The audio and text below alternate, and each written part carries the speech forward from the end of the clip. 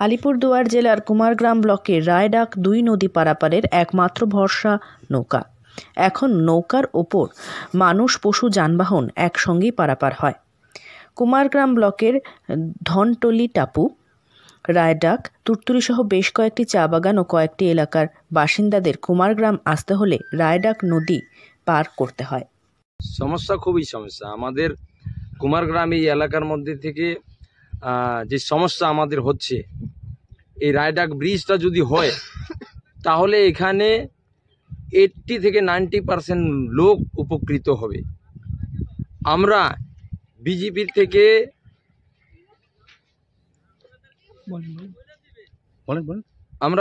থেকে আমাদের যে বিগত দিনের কেন্দ্রীয় প্রতিমন্ত্রী ছিল, আমাদের আলিপুরদুয়ারের সাংসদ তথা মন্ত্রী ছিল জন বার্লা মহাশয়, সেই জনদার প্রপোজাল আমাদের কেন্দ্রীয় সরকারের কাছে পাঠিয়েছে।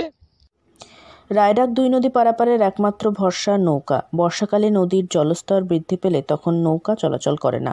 তখন এক প্রকার গৃহবন্দী হয় মানুষজন। প্রতিনিয়ত এলাকার কয়েক হাজার মানুষ ও ছাত্রছাত্রীদের এই নৌকা করে রায়ডাক ২ নদী পারাপার করে কুমারগ্রামে আসতে হয়। কেননা স্কুল, হাসপাতাল, ব্লক অফিস সব কুমারগ্রামে। দীর্ঘ কয়েক দশক ধরে এলাকার বাসিন্দারা এই নদীর ওপর সেতু নির্মাণ করার দাবি জানিয়ে আসছে কেন্দ্র ও রাজ্য উভয়ের কাছে। জানেন যে কুমারগ্রাম আমার নিজের বাড়ি আছে এবং মাননীয় সাংসদ 2019-এ জিতার পরে মন্ত্রীও ছিলেন, উনি এই কমিটমেন্টটা দিয়েছিলেন। ভারতীয় জনতা পার্টি এরকম একটা পার্টি যে পার্টি কোনো কমিটমেন্টকে রাখতে পারে না।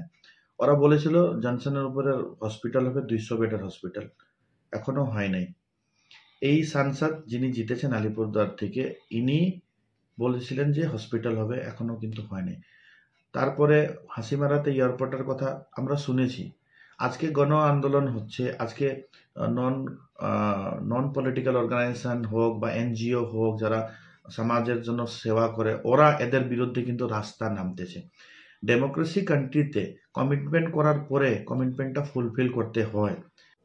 বাসিন্দারা জানান, শুধুই আশ্বাস মেলে সেতু হয় না নদীর ওপর, বিপজ্জনক চলাচল করতে হয় তাদের।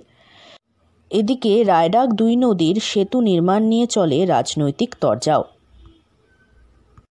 আলিপুরদুয়ার থেকে অনন্যা দের রিপোর্ট, লোকাল 18 বাংলা।